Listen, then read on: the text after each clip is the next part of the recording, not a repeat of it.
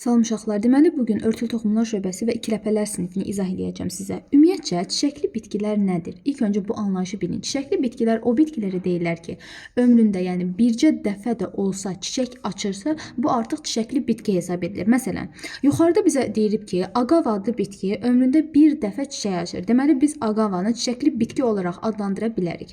Və çalışın ki, hər dərsi keçəndə həmin məsəl üçün dərsə aid olan, tutaq ki, örtülü toxumlar bitkisi deyil, onun yarandığı dövrü, onun yarandığı eranı da əzbər biləsiniz ki, sonra məsəl üçün həmin xronoloji cədvəl 10-cu sinifdədir. Yəni ora keçəndə artıq o sizə asan olsun. Məsələn, örtülü toxumlar özləri Mezozoy erasının təbaşir dövründə əmələ gəlibdir və örtülü toxumlar çiçəkli bitkilər olduğuna görə də deməli çiçək də Mezozoy erasının təbaşir dövründə əmələ gəlibdir. Yəni bunları bu şəkildə belə deyək də uyğunlaşdırın.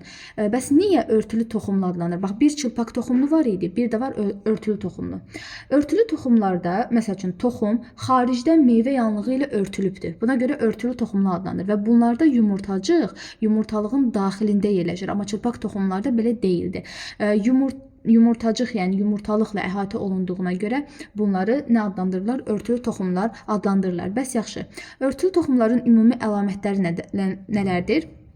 300 minə yaxın növləri vardır. Xüsusi çoxalma orqanları bunlarda yəni çiçək var.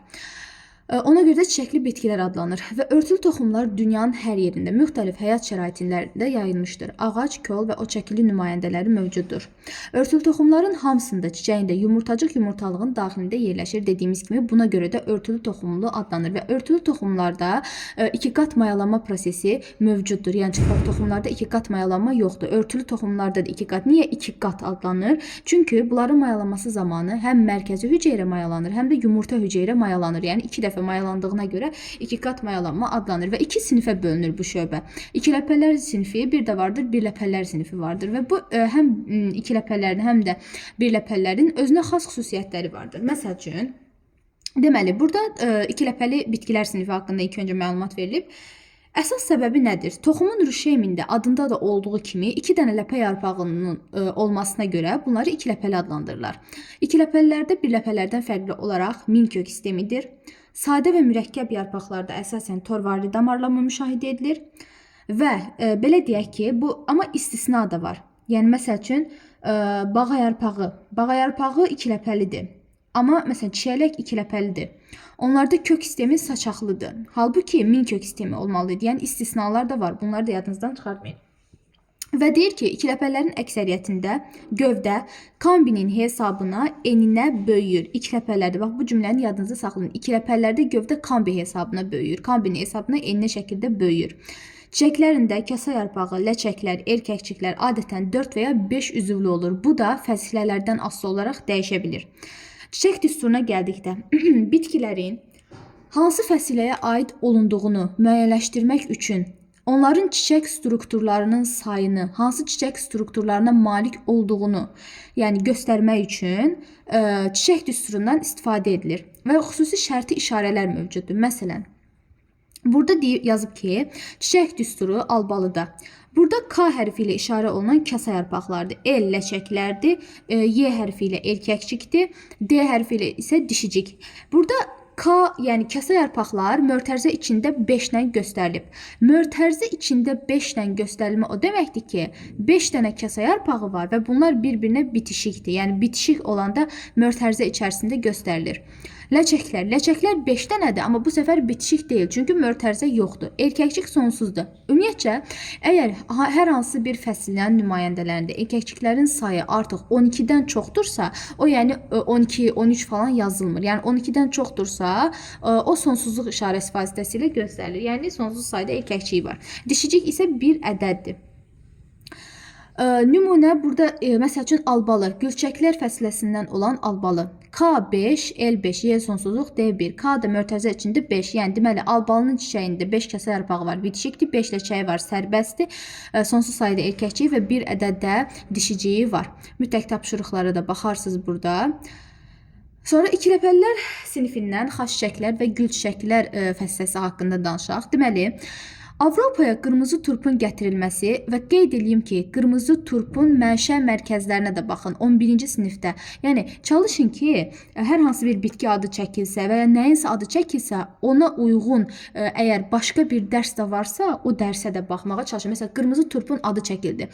Həm fəsilə olaraq burada var, həm də ki, onun mənşə mərkəzi Şərqi Asiyadır. Yəni yadınızda saxlayın. Deməli, İtalyan səyyahı Marco Polo'nun adı ilə bağlıdır. O bir bitkinin toxumlarını Çinə səyahətdən qayıdan zaman, deməli burada 13-cü əsrin sonunda özü ilə gətirmişdi. Sonradan qırmızı turpun ağ turp, kələm və xardal kimi bitkilərlə qohum olduğu müəyyən edilmişdi. Yadınızda saxlayın. Qırmızı turpun mənşə mərkəzi Şərqi Asiyadır. Kələmin mənşə mərkəzi də Aralıq dənizidir. Bir də ağ turp var ki, ağ turpun da mənşə mərkəzi Aralıq dənizidir. Yəni indidən mənşə, zaten 11-ci sinifdə keçəcəksiniz. Sadəcə onun belə deyək də indidən mənşə mərkəzlərini bilməyiniz avantajdır.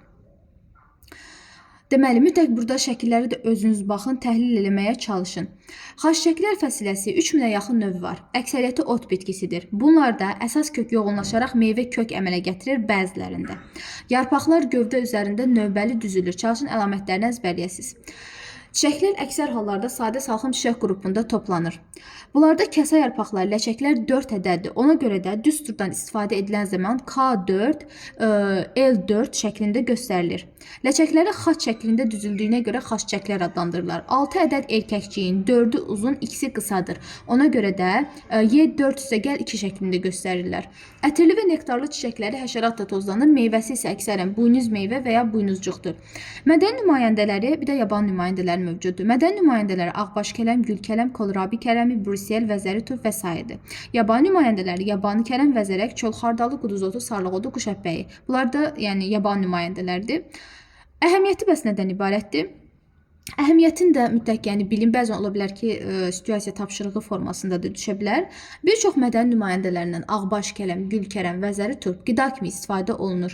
Bir qismi müalicəvi xüsusiyyətə malikdir. Məsələn, quş əpəyinin yarpaqları C vitamini ilə zəngindir və qankəsici xüsusiyyətə malikdir. Ağ turpdan tənəffüs yollarının müalicəsində istifadə olunur. Diqqətli oxuyun buranı. Bu fəsiləyə aid olan şəbbuqili də gözəl görkəm və qoxusuna görə bəzək bitkisi kimi becərilir. Deməli, gölçəklər fəsiləsi. Bu fəsilədə xaççəklərdə olduğu kimi 3000-ə qədər növ daxildir.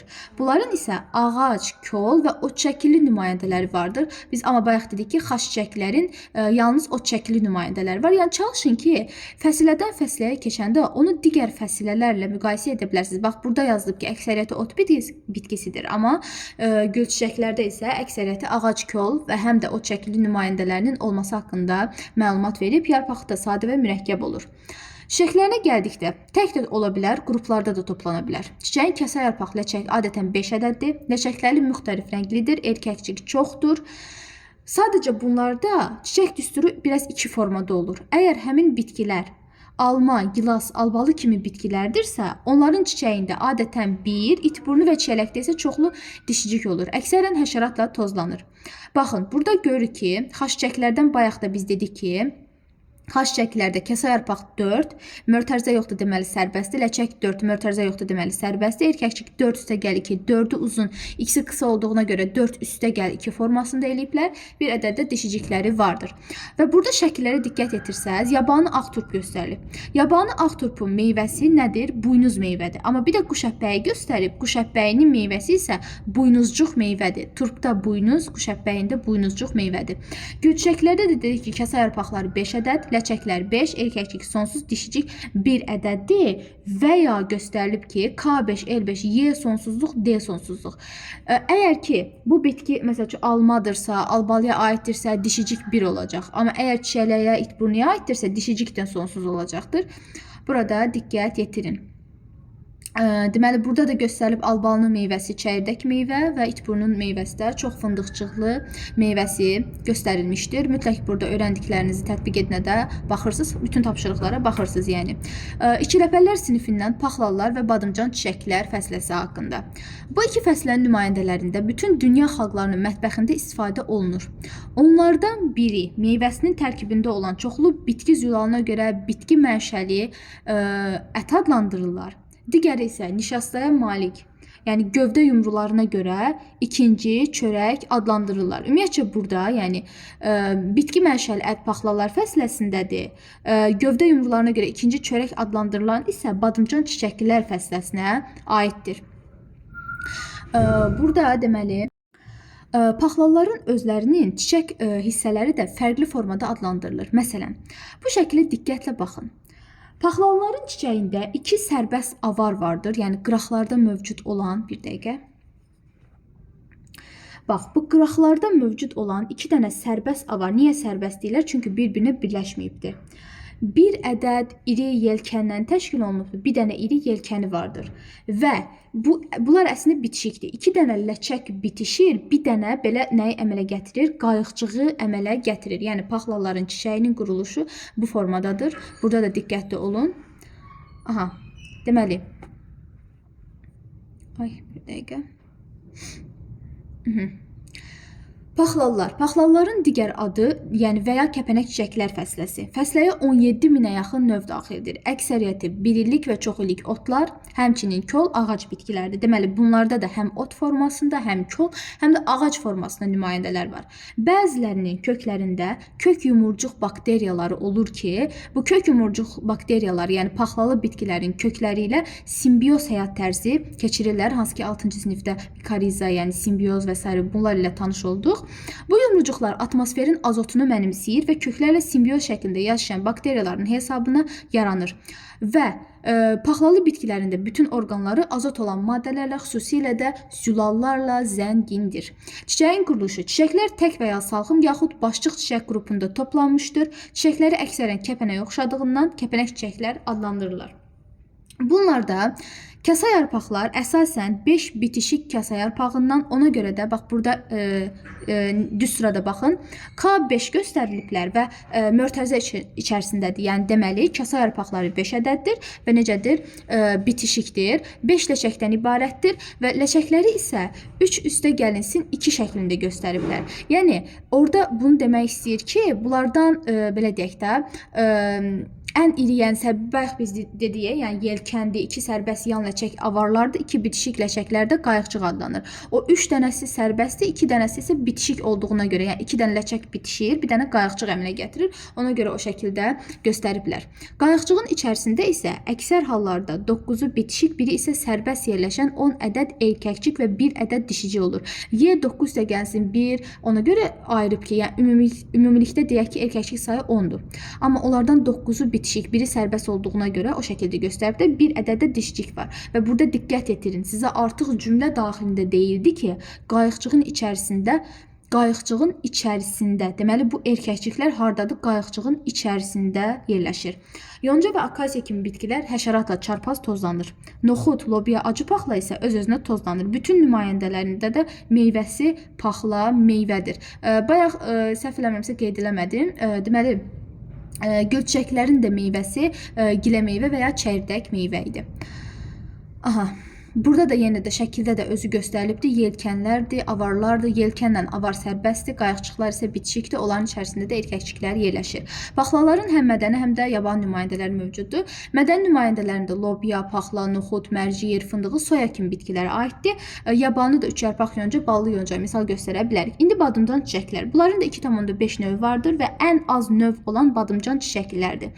Əksəriyyəti ot və ya kollardır. Ağac şəkli nümayəndəsi yoxdur. Gövdə və yarpaqlar adətən spesifik qoxuya malik olan maddə ifraz edən vəzli tükcüklərə malik olurlar. Çiçəyin quruluşuna gəldikdə isə tək də yerləşə bilər, salxım və ya süpürgə çiçək qrupunda da toplana bilər. Bunlar da deməli çiçəkdə kasacıq 5 bitişik kasa yarpağından, yəni K5 bitişik formada, tac isə 5 bitişik ləçəkdən ibarətdir. Yenə L5 mötərizə içərisində. Erkəkçiklər də 5 və dişicikləri 1 ədəd olur. Erkəkçiklərin sapı ləçəklərə bitişmişdir. Burada diqqətli olun. Erkəkçiklərin sapı ləçəklərə bitişmişdir. Sizdən soruşa bilər, hansı fəsillərin nümayəndələrində erkəkçik sapı ləçəklərə bitişikdir? Badımcan çiçəklərdə. Öz-özünə və ya həşəratla tozlanır. Pomidor, badımcan, bibəri meyvəsi gilə meyvədir. Tütün tənbəki, petunya, batbatda isə qutucuq meyvə. Deməli, meyvəsi həm gilə meyvə, həm də ki, qutucuq meyvə olur.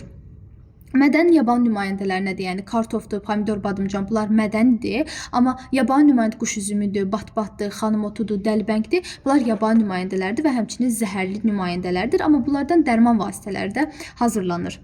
Badımcan çiçəklərin gövdəsinin müxtəlif hissələrində zəhərli maddələr, alkaloidlər toplana bilər ki, bunlar da insan və heyvanlarda güclü zəhərlənmələr törədir. Amma alkaloidlərdən dediyimiz kimi dərman maddələrinin alınmasında da istifadə edilir. Bir də gözümüzlə də baxaq həmin çiçək düsturuna. Deməli, badımcan çiçəklər fəsiləsində kasa yarpaqlar 5 və bitişik, ləçəklər 5 və bitişik, erkəkcik 5 və bitişik, bir ədəd də dişicikləri mövcuddur bunlarda. Bir də sizə məsəl üçün belə deyə bilər ki, çaşdırmayın onu da o zaman özünüzü. Badımcan çiçəklər fəsiləsində neçə bitişik çiçək yanlığı elementi var. O zaman çiçək yanlığını nə əmələ gətirirdi?